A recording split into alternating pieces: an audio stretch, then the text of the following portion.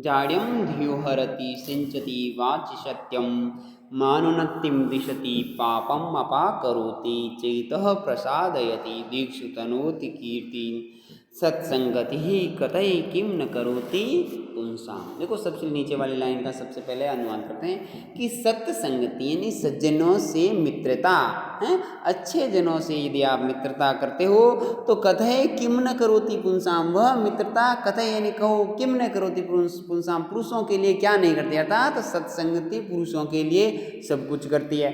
क्या करती है तो कहा है जाड्यम धियो हरति, धी का मतलब होता बुद्धि, बुद्धि से जाड्यम यानी मूर्खता हरति यानी हटाती है, हैं? देखो कहते हैं ना कि अगर कोई डफोल सा आदमी है फिर भी उसके पास अगर कोई होशियार है तो वो धीरे धीरे उसके लक्षण ले लेता है, धीरे धीरे वो भी होशियार हो जाता है। तो कहा है वो सत्संगति है वो धियो जाड्यम हरति, बुद्धि से मूर्खता जड़ता हटाते हैं। वाची सत्यम सिंचती, वाची यानी वाणी को सत्यम सिंचती यानी सत्य से सिंचती, वो हमेशा सत्संगति हमेशा क्या प्रेरित करेगी कि आपको सत्य बोलने के लिए। भाई आपके मित्र अच्छे हैं तो आपको झूठ बोलने की आवश्यकता ही नहीं पड़ेगी। भाई झूठ तो कब बोलते हैं जब आप गलत काम करते हो, हैं? और वो गलत काम करने के लिए यदि आपके पास मित्र भी वैसे ही हो तो गलत काम करने को कहेंगे, अगर यदि मित्र अच्छे हैं तो आपको गलत काम करने के लिए नहीं कहेंगे, हैं? आप जाके अभी ठेके पे दारू पीते हो तो आपके पास कोई ढंग का मित्र है वो कहेगा ये भी गलत काम है, हैं? अगर गलत काम है वो कहते उसने मना कर दिया फिर आपको तो झूठ बोलना पड़ा ही नहीं, हैं? यदि कोई खराब मित्र है और आप पी के घर गए फिर माता पिता पूछते हैं कि भाई क्या करके आया, तो फिर आप झूठ बोलते हो, हैं? तो कहा है अच्छे मित्र होते हैं वो वाची सत्यम सिंचती, वाणी को सत्य से सिंचते हैं यानी अपनी वाणी को सत्य बनाते हैं। मान उन्नतिम दिशती, वो आपकी मान सम्मान और उन्नति यानी आपकी प्रगति को दिशती यानी फैलाते हैं। मान प्लस उन्नति गुण संधि है ना, तो कहा मान उन्नतिम दिशती, मान चलो मान उन्नतिम दिशती, मान और उन्नति को फैलाते हैं। पापम अपा करोति, यहाँ भी संधि है, ठीक है। तो पाप को आपके जितने भी पाप कर्म है उनको दूर करते हैं, आपको पाप कर्म करने से दूर रखते हैं। चेत प्रसादयति, और आपके चेत यानी मन को हमेशा प्रसन्न रखने की कोशिश करते हैं, ऐसी कोई भी बात नहीं कहेंगे जो आपको बुरी लगे। और दीक्षु तनोति कीर्तिम, आपकी कीर्ति का मतलब है यश, आपके यश को दीक्षु यानी दिशाओं में, चारों दिशाओं में, तनोति यानी फैलाते हैं। सत्संगति, सज्जनों की संगति, कथा यानी कहो, किम न करोति पुंसाम, पुंसाम का मतलब पुरुषों के लिए क्या नहीं करती, अर्थात वो सब कुछ करती है। अन्वय से देख लें कि धियः जाड्यम हरति, बुद्धि से जड़ता को हटाती है। वाची सत्यम सिंचती, वाणी को सत्य से सिंचती है। मान उन्नतिम दिशती, आपके मान और उन्नति को बढ़ाती है। पापम अपाकरोति, आपके पाप कर्मों को दूर करते हैं, अर्थात आपको पाप कर्म करने से रोकते हैं। चेतः प्रसादयति, आपके मन को प्रसन्न करते हैं। और दीक्षु कीर्तिम तनोति, और सब दिशाओं में आपके यश को फैलाते हैं। हे मानव, हे मनुष्य, कथय यानी कहो, सत्संगति, सज्जनों की मित्रता, पुंसाम किम न करोति, पुरुषों के लिए क्या नहीं करती, अर्थात वो सब कुछ करती है। नेक्स्ट, जयंती ते सुकृतिनो रस सिद्धा कवीश्वरा, नास्ति येषां यस्य काये जरा मरणजं भयम। देखो क्या कह रहे हैं कि जयंती यानी जीतते हैं या उनकी जीत होती है, किनकी, तो कहा है ते यानी उनकी, किनकी, सुकृतिनो जो अच्छे कार्य करने वाले हैं, ऐसे रस सिद्धा, और रसों में सिद्ध है। अब रस क्या है आपको पता है? मीठो भी रस है, वो रस नहीं। देखो रस होता है, देखो अपने यहाँ का जितने भी हिंदी, संस्कृत या किसी में भी कभी कोई काव्य लिखता है, या कोई नाटक लिखता है, तो उसमें क्या है कि अलग अलग टाइप के इमोशन होते हैं, हैं। किसी में जैसे आप रामायण पढ़ते हो तो क्या सोचते हो, सीता जी को छोड़ दिया, राम जी को जंगल जाना पड़ा, दशरथ जी के निधन हो गया, तो क्या है, हमेशा आपको दया ही दया आएगी। तो वो दया क्या है, करुणा। करुणा एक रस है, हैं? इसी प्रकार आप किसी रोमांटिक पिक्चर को देखते हो तो वहाँ पर क्या है, श्रृंगार रस है। कोई कॉमेडी पिक्चर देखते हो, है हंसी मजाक, तो वहाँ पर भी क्या है, हास्य रस है। तो इस प्रकार से कुल 9 रस है। क्या है, 9 रस है।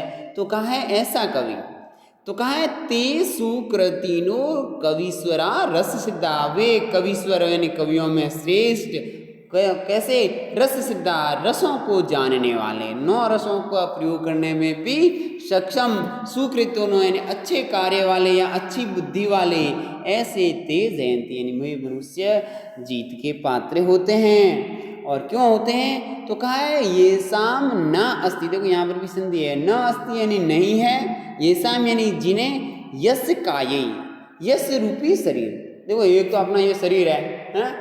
पहले आप छोटे से थे, 2 पैंत के थे, अब कितने बड़े हो गए, धीरे धीरे और बूढ़े हो जाओगे और फिर मर जाओगे, तो आपका शरीर नष्ट हो गया, है ना।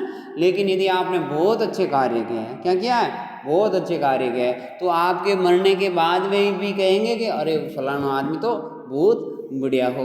तो कहा है कि ऐसे वो मनुष्य जो रस सिद्ध कवि है, वे ये शाम यानी उन मनुष्यों को नास्ति यानी नहीं होता, यश काय, उनके यश रूपी जो शरीर है, एक तो अपना ये हार्ड मांस का शरीर है? और दूसरा यश रूपी शरीर यानी क्या, उसका यश है। तो कहा नास्ति ये शाम यश काय, जिनके यश रूपी शरीर को जरा मरणजम भयम नास्ति, जरा का मतलब बुढ़ापा और मरण यानी मृत्यु, तो जिन्हें बुढ़ापे और मृत्यु का भय नास्ति यानी नहीं होता। भाई जिनको बहुत अच्छी कवि, जो बहुत अच्छा विद्वान है, हैं? अब जैसे अभी अब्दुल कलाम आज़ाद साहब थे, हैं? चले गए, लेकिन आज भी याद करते हैं कि भाई बहुत अच्छे विद्वान थे, उन्होंने बहुत अच्छे वैज्ञानिक थे, भारत को इतना आगे बढ़ाया। वो तो मर गए, अब वो तो खुद भी नहीं सुन रहे, लेकिन उनका यश तो अभी भी बाकी है ना। तो इसीलिए कहा कि जो ऐसे विद्वान मनुष्य होते हैं उनको जरा मरणजम भयम नास्ति, जरा का मतलब होता है बुढ़ापा, है? आदमी को सबसे ज़्यादा डर किसका क्या लगता है, या तो मृत्यु का लगता है या बुढ़ापे का लगता है। मृत्यु का तो यूँ लगता है कि मरने के बाद तो फिर अपना नष्ट हो जाएगा, बुढ़ापे का यूँ लगता है कि बुढ़ापे में अपने से कोई काम होगा नहीं, दूसरों के भरोसे रहोगे। तो मनुष्य को सबसे बड़े 2 डर हैं, एक तो बुढ़ापे का और एक मृत्यु का।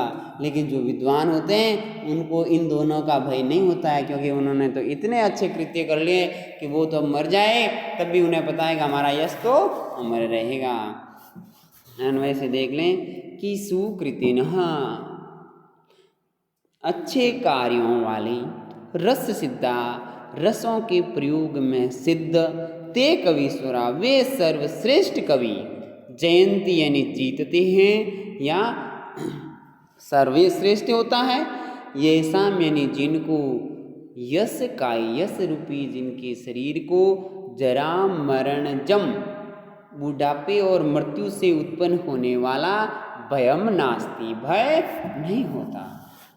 ठीक है, नेक्स्ट चलते हैं। सुनहु सच्चरितः सती प्रियतमा, स्वामी प्रसाद उन्मुख, स्निग्धम मित्रम अवंचकः परिजनु, निक्लेशलेशम मनः, आकारु रुचिरः स्थिरश्च विभौ, विद्यावदातं मुखं, तुष्टि विष्टप कष्टहारिणी हरौ संप्राप्यते देहिना।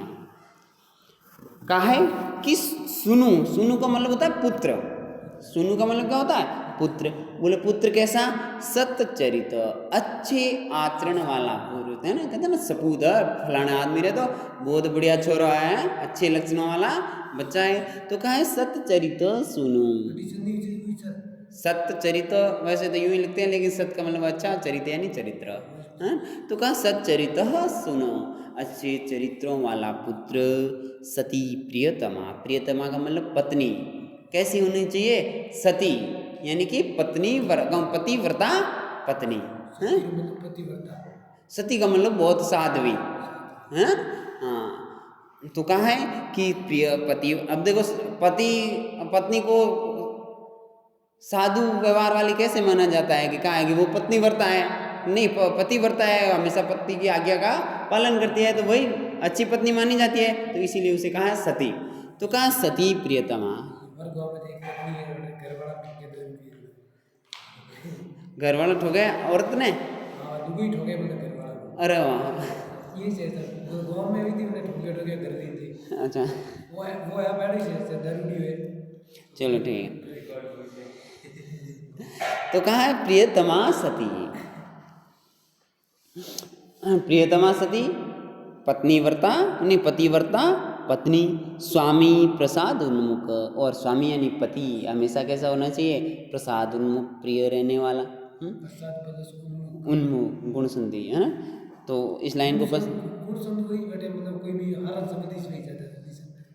तो कहा है सुनहु सच्चरित, पुत्र है जो अच्छे चरित्र वाला, सती प्रियतमा, पतिव्रता पत्नी, स्वामी प्रसाद उन्मुख यानी हमेशा प्रसन्न रहने वाला, स्वामी का मतलब पति, स्निग्धम मित्रम, स्निग्ध यानी प्रेम करने वाले मित्र, अवंचक परिजनों, परिजन का मतलब होता है नौकर चाकर, वो अरे